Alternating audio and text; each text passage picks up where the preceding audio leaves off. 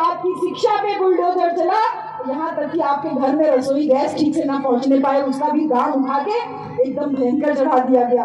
हर एक चीज पे बुलडोजर चल रहा है। और ये बुलडोजर किससे चलता है? कोई भी गाड़ी हो किससे चलती है? तेल से चलती है ना, पेट्रोल से चलती है, डीजल से चलती है। बुलडोजर भी तेल से चलता है। और ये बुलडोजर कौन है?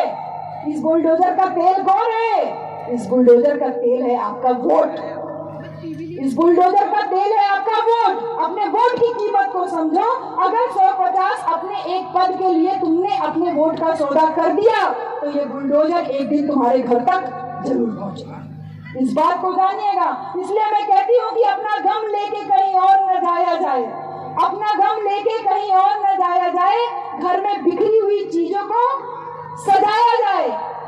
जिन चिरागों को हवाओं का खौफ नहीं, उन चिरागों को बुझने से बचाया जाए। हम उन चिरागों को बुझने से बचाने का ही प्रयास कर रहे हैं। हम आज संविधान दिवस पे आपको साहब कांचीराम, अपने महापुरुषों का, ज्योतिबा फुले का, शाहू जी महाराज का, हमारे भगवान बिरसा मुंडा का जीवन संघर्ष क्यों बता रही हूँ?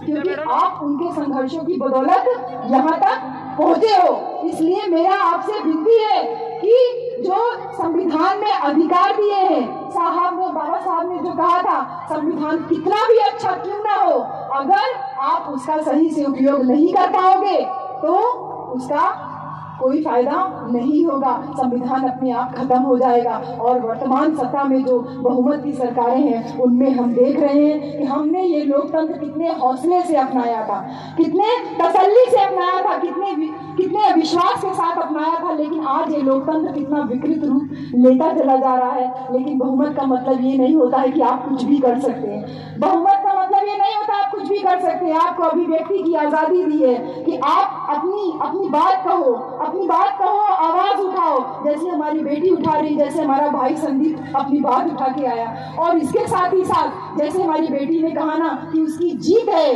जब वो 1 साल 13 दिन जेल में रही और उसके बाद आपकी उसी अभिव्यक्ति की आजादी के न्यायपालिका बिठाई गई है। ये न्यायपालिका की जीत है। ये 1 साल 13 दिन के बाद वही न्यायपालिका कहती है कि संविधान की व्याख्या अपने तरीके से करना कोई गुनाह नहीं है। तो आपके अधिकारों की सुरक्षा के लिए न्यायपालिका का प्रावधान किया गया है। लेकिन अफसोस इस बात का भी है कि वो न्यायपालिका भी आज अपना अस्तित्व बचाने के लिए जद्दोजहद कर रही है।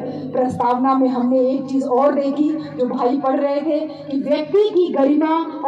व्यक्ति और समाज की गरिमा के साथ राष्ट्र की एकता और अखंडता और बंधुता की बात भी की जा रही है। राष्ट्र की एकता, अखंडता और बंधुता की बात की जा रही है। बंधुता तो आज हम देख रहे हैं, जहाँ पे सर्व समाज के लोग एक साथ बैठे हुए हैं। हम नहीं पूछ रहे कि आप किस जाति और किस धर्म के हो, लेकिन इसी बंधुता को खंडित करने वाले कुछ एक तथाकथित लोग थे, जिन्होंने बिल्किस बानो जैसी बेटी को, जिसको पूरे परिवार के सामने बेइज्जत किया गया, जिसके सामने उसके 3 साल के बच्चे को मार दिया गया, उसके रेपिस्ट को सजा हुई और अभी कुछ दिनों पहले उनको रिहा कर दिया गया। और रिहा करने के साथ ही साथ उनको माला पहना के फूलों के द्वारा उनका स्वागत किया गया। अब आप सोच के देखिए कि जो बिल्किस बानो के जो गुनहगार हैं, उनके साथ जो लोग खड़े हैं, वो लोग किस प्रकार की बंधुता का संदेश दे रहे हैं। क्या इन लोगों ने कोई स्वतंत्रता आंदोलन में कोई योगदान दिया था?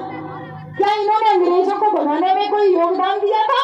इन लोगों ने तो माफी मांग ली थी और अपने आप को आज हमारी बहन बेटियों के जो गुनहगार हैं उनका ये माला पहना के स्वागत कर रहे हैं। यही सेम काम इन्होंने बहन जी कल मैं जम्मू में थी, 8 साल की बेटी आसिफा के साथ में रेप करके उसको मार दिया। और उसके बाद जब उसके रेपिस्ट को सजा हुई तो उसको डिमांड किए कि उसको खुला छोड़ देना चाहिए, उसको रिहा कर देना चाहिए और फिर उनका भी फूलों के द्वारा स्वागत किया जाए। किस बंधुता की बात हम कर रहे हैं? ऐसे बंधुता बात करने वाले लोगों से आपको और हमको सावधान रहना मेरे भाई। हमारे अगल बगल ही ऐसे लोग बैठे हुए हैं जो हमारे बीच में आस्तीन का सांप बने हुए हमारे भारतीय संविधान की खत्म करने का प्रयास कर रहे हैं। ये वही लोग हैं जो देश की अखंडता को खंडित करने का कोशिश कर रहे हैं। हमको और आपको जो एक सूत्र में पिरोया है संविधान ने, उसको ये खत्म करने का काम कर रहे हैं, आपको और हमको हिंदू बना करके।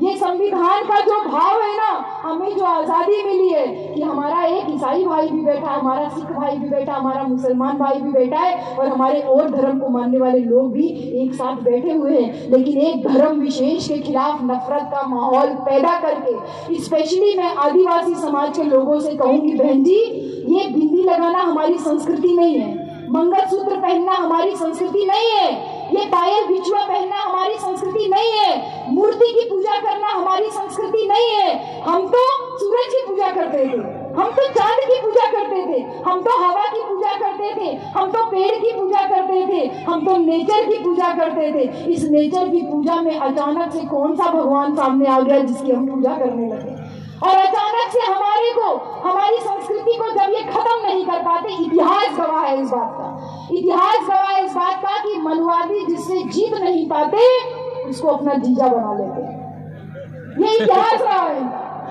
इतिहास गवाह है कि मनुवादी जिससे जीत नहीं पाते उसको अपना जीजा बना लेते हैं। फिर वो चाहे बाबा साहब हो, चाहे मुसलमान हो, और चाहे हमारे आदिवासी संस्कृति हो।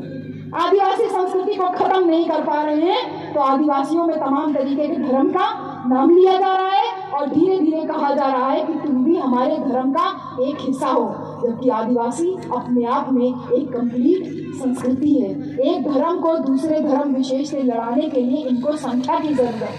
3 प्रकार का बल बाबा साहब कहते हैं, एक मनोबल, दूसरा संख्या बल और तीसरा धन बल। हमारे पास धन तो है नहीं, हमारे पास धन है नहीं, मनोबल हमारा डाउन किया जा रहा है, बार बार कह के कि संविधान खत्म कर दिया जाएगा।